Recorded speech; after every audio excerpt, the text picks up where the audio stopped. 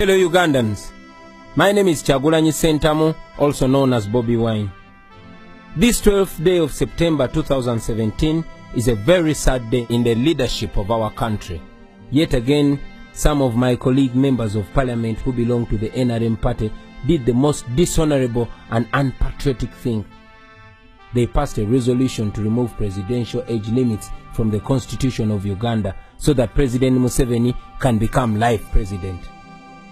They did this at a time when our nation has been bleeding for the last 31 years. Our country's former glory is all gone. Corruption rates are alarming, service deliveries at its worst, and women are dying while giving birth. Unexplained murders everywhere, and the judiciary is a mockery. Our children face an uncertain future, where unemployment is the order of the day. The national debt has turned us into slaves, and the gun has become the master. The one-time pearl of Africa is now a laughing stock among nations.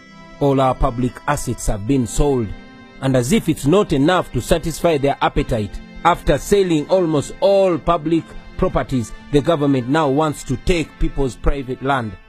And in response to this, your elected members of parliament think the best response to this crisis and national shame is to remove age limits. Other than thinking of rescuing Uganda from this mess, they are asking that Uganda sinks even deeper. Well, my message to them is this: you are traitors. You have betrayed your country. You have sold your conscience for cheap. History will judge you very harshly. You should remember that it is your children and your children's children who will inherit this mess that you have created. You should individually reflect on what you have just done. Remember that there will be a time when you must account for this nonsense. Today, most of you who put up your hands to support this resolution, you have put your names on the national wall of shame. You should think about how you want to be remembered, whether as men and women who loved their country or as people who thought only about themselves. You should also remember that you swore an oath to bear true allegiance to the Republic of Uganda and uphold its constitution.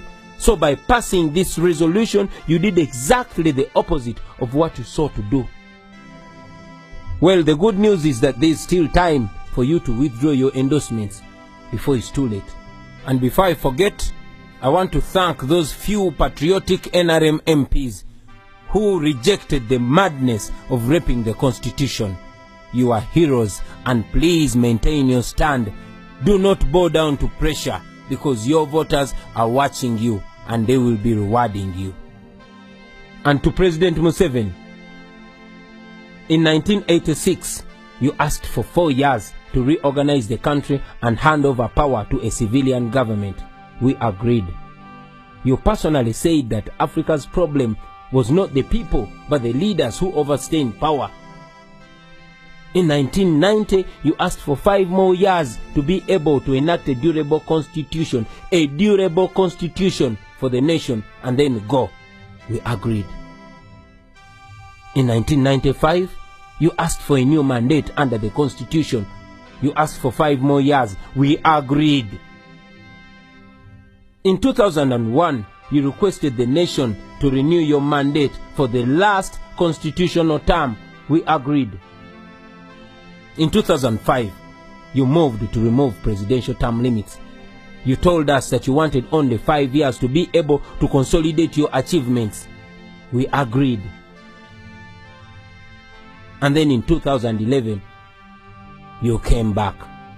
You campaigned under the Prosperity for All slogan. You promised that poverty would be history in Uganda after that term, and that you would return to Rwachitura and look after your cows. These were your words. 2016 came, and again you came back, asking for the very, very last term. Yes, in a televised address, you told the nation and you swore that you would certainly not lead beyond 75 years of age. You told us that after 75, a leader would no longer have the vigor required to run a country. You promised that your last term would be a term pledging to fight and end corruption. Well, Mr. President, you have failed us on all these promises, and our hope was that you would end your term in 2021 and give way for the nation to begin a new chapter. And if you do that, the nation will be grateful for your contribution. Mr. President, Bob Marley said, you can fool some people sometimes, but you can't fool all the people all the time. You cannot lie to a whole nation and think each time you will get away with it. As a good reader of history, you should remember that history repeats itself with leaders who thought they were wiser than their generations. Those who thought that populations were gullible and easily manipulated. Usually there comes a time when people are tired. Ugandans are tired. They have been patient with you. They have been respectful and generous with you, knowing that in 2021 a new dispensation will come. Please do not abuse our trust and patience. Come out and clearly disassociate yourself with this madness. Our children want to emulate a leader who does not lie to the country on national TV.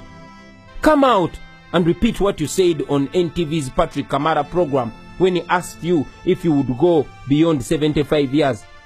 Not at all. Certainly not. That's what you said, Mr. President. And as the first citizen of Uganda, you should come out and inspire the nation to always be truthful to their word.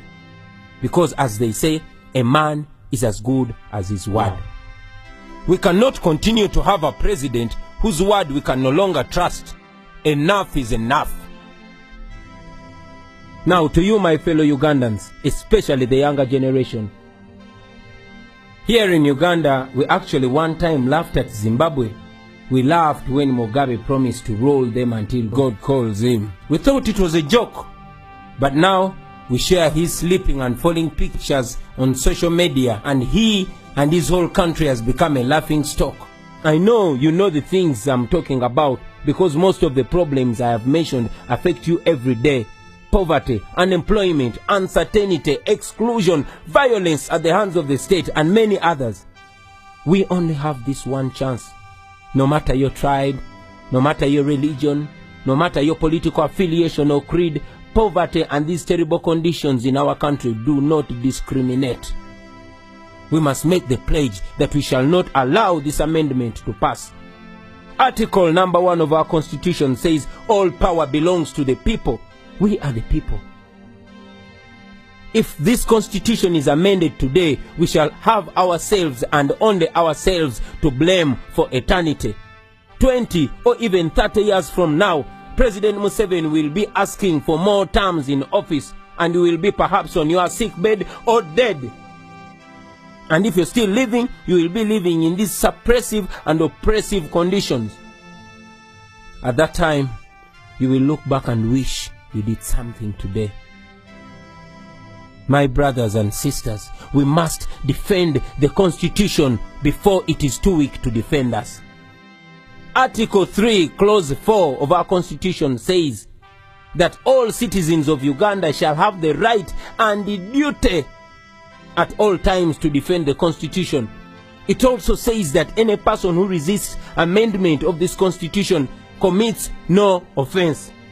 I want to call upon all leaders, from religious leaders, cultural leaders, leaders of the business community, members of civil society, leaders of educational institutions, journalists, bloggers, fellow artists, and all of you fellow Ugandans. Please don't keep quiet on this very sensitive matter on the future of our country, Uganda.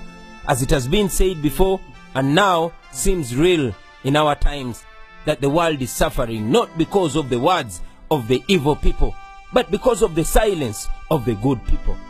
Speak up, stand up and prevent this rape of our Constitution, or else your children in future will ask you what you did when the nation came to this point. Begin today and exercise your God-given right.